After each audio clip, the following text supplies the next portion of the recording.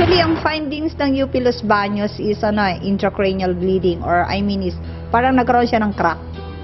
Dun sa CT scan ko, nagkaroon siya ng internal hemorrhage sa loob. So, yung internal hemorrhage na yun yung nag-trigger para lalong maging worsen yung pakiramdam ko. But in spite na ni-confine ako sa Los Baños, nagpa-out talaga ako sa hospital.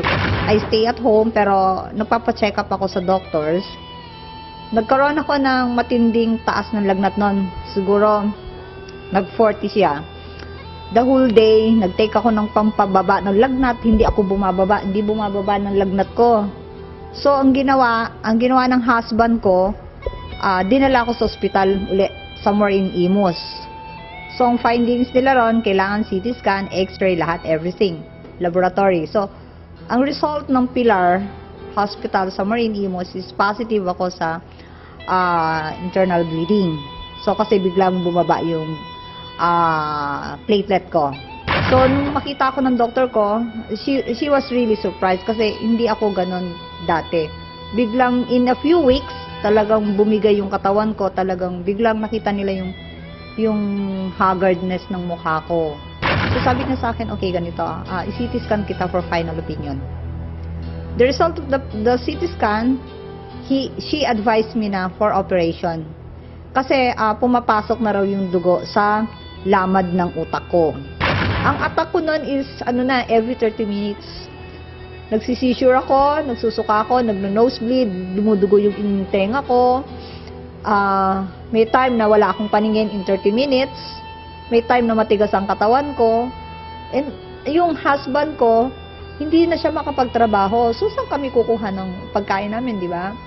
So, I prayed to God na lang na sana, please help us. First week of August, yung hindi na ako nakakabangon. My fever, hindi na bumababa sa 40. Nagbi-bleeding na ako, tapos minsan, may time, sumusuka ako talaga ng Dinala nila ako sa hospital, Dasma. But the hospital, when they found out, talagang wala na magagawa kasi may itim na yung dito ko. And then, sinaksakan ako ng oxygen, lumalabas dugo na. Yun nga, ang advice ng neurologist is for operation. Yung operation na yon, it would never succeed anymore. Sabi ko nga, kung yung 350,000 pabayad sa operasyon, kung mamamatay din lang ako, ibanding ko na lang sa family ko, at least kahit paano may maiwanan pa ako. So, yun yung time na dumating sa punto na nag-decide na ang doktor na iwi na ako. Ang hiling ko lang daw noon, before na ako, nararamdaman ko na parang hinang-hina na ako, ang lagi ko lang sinasabi is, ang ipasusuot sa aking damit, yung toga ko during the time na choir member ako. Yun lang ang ni-request ko sa mother ko. So, my kids called up their lolas and telling them na dali na yung damit. Yung gabi na yon ng August 28 na yon, hindi nila makakalimutan yon kasi yun yung time na nilinisan na nila ako, binantayan nila ako the whole day, and they were asking and begging the God, please help my mother. Yung anak kong lalaki na napakatapang, wala siyang ginawa kundi, Mama, lakasan mo ang loob mo. Nandito pa kami. Kailangan makita mo yung apo mo. 5 o'clock in the morning, wala na. As in, from here na lang yung mainit sa akin. From the stomach ahead. Yun na lang ang mainit sa akin. Although mainit siya, pero matigas na to. Iba na yung itsura ko, pero pinilit nila akong linisan. Nilinisan na nila ako na, niready na nila ako. Hinintay na lang yung pagdating ng mother ko, dala yung damit. They clean the house already. Nihanda na nila yung lugar na pagbuburulan sa akin. Early in the morning, tinawagan na ng auntie ko ang Samsung Funeral Homes for the coffin. Dumating yung pinsan ko na mga about 7:30. Pinrayed over na ako kasama yung ministro nila. And then they shout, they prayed. Kung talagang oras ko na, get me soon as possible. Huwag na akong pahirapan. In fact, matagal na yung ilang buwan na paghihirap ko. Kung hindi pa naman, gumawa siya ng himala. Or send somebody to help me para makarecover. Dumating si Sir Oliver, the one who, nagdala siya ng Quantumin. Nung makita niya ako in the first place, pagpasok, nagkakagulo na sa loob, marami ng tao. Pagpasok niya, hindi niya ako ayaw niya akong tingnan, bumalik siya palabas. Parang hindi niya matake na ako yun. Tapos, siguro, nilakasan niya yung loob niya, bumalik siya. Pagbalik niya, sige, pilitin yung ibuka yung bibig. Nung una, sabi ng tiyahin ko, wag galawin. Kasi wala na, pahinga na ako eh. Pabayaan niya na mamahinga si G. Tapos na eh, may panalangin na siya. Tahimik na siya. So sabi nung anak kong lalaki, tsaka nung anak kong isa na 13 years old, na yun ang nagkaroon ng guts na tawagan si Sir Oliver nung gabi na yun. Nagmakaawa siya kay Sir Oliver, pero si Sir Oliver at that time, may meeting siya nun dito sa Quantum. Kausap niya nun sila doktora. So, maaga na lang siya nagpunta. Pagdating niya doon, nung makita niya ako, pinilit nila ibuka to. Sabi niya, buka nyo. Matutulungan ng Quantum ang mama ko, sabi nung aking anak na babae. Matutulungan ng Quantum. Tutulungan, mabubuhay pa mama ko. And even my son told na, pabayaan nyo kung anong gusto nila. Total, ano na naman, kung talagang mawawala si mama, mawawala eh. So, nung may bukan nila yung bibig ko, pinasirit nila yung Quantum sa bibig ko. And there's really a big miracle at that time.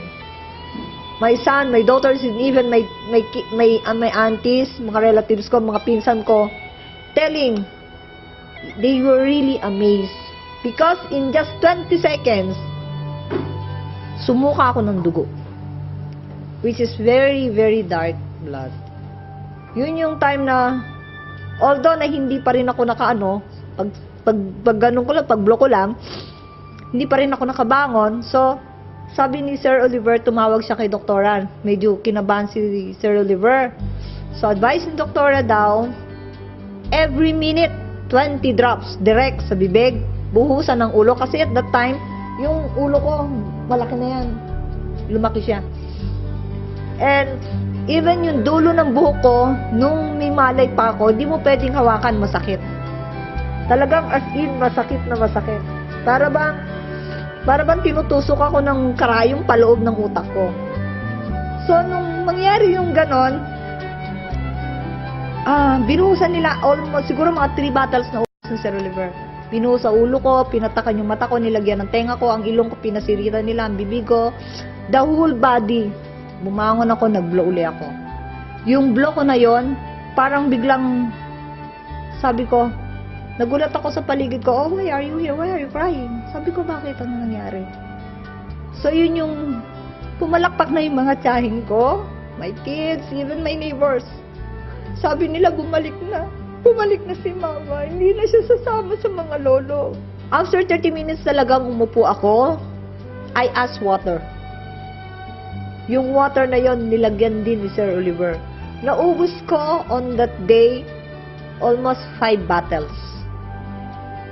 5 bottles ng Quantumin ang naubos ko. Kasi since nung umupo ako, ayaw ko nang humiga. I decided na sumandag na lang sa ng kama ko. Ayokong ipikit ang mata ko, natatakot ako. And from then on, advice ni Doktora, tumawag si Doktora every time. I'm very thankful talaga si Doktora. Very supportive siya. Lagi niyang tinatawagan si Sir Oliver. Tumatawag si Sir, although umalis na si Sir Oliver kasi kinulang na kami ng bottles, kumuha siya sa bahay. Bumalik siya in the afternoon. Simula nung araw na yon na nakatayo ako, nakarecover ako, wala na akong ginawa kundi mag-sharing. Hindi pa ako pwedeng lumabas noon, pero after 2 weeks, nag-report ako sa head office ng Quantumin. And then nakita ako ni Doktora. Yun yung time na they were really, really amazed for that. And even simula nung araw na yan at hanggang sa ngayon, walang po pwedeng gumalaw sa akin o walang po pwede akong tanggapin sa katawan ko kundi yun lang. Meron po kami mga cases na nadinig po sa mga ibang pasyente din na stroke patient po kasi yung intracranial bleeding po ni Virgis, masasabi din natin na parang stroke, no? So, dumudugo dun sa loob. Meron po mga pasyente na pag nabigyan po ng Quantumin Plus, para pong isinusuka po nila kung ano man yung blood clot na naipon doon. Mahirap po talaga siya i-explain medically. Dahil hindi ko rin po ma-imagine kung saan siya pwedeng dumaan yung blood clot na yun o yung bleeding na yun na nasa brain at bigla pong isusuka. Pero yung purong paglabas niya ng dugo at pagsuka niya ng dugo, doon po siya naginhawaan. Doon po nawala yung pain niya sa ulo at doon din po siya nagising. Doon sa kanya pagkakahimbing na comatose na po talaga ang kanyang situation noon. Yung Quantumin Plus po, dumaan po sa isang proseso na na-energize po lahat ng kanyang sustansya, yung minerals, yung vitamins, yung mga detoxifiers niya.